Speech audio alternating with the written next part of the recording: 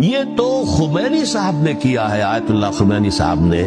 کہ انہوں نے یہ ایران کے شیعوں کو باور کرایا کہ بھائی جب آئیں گے حضرت مہدی آ جائیں گے، لیکن ہم اب ہاتھ پر ہاتھ رکھ کر بیٹھے رہیں،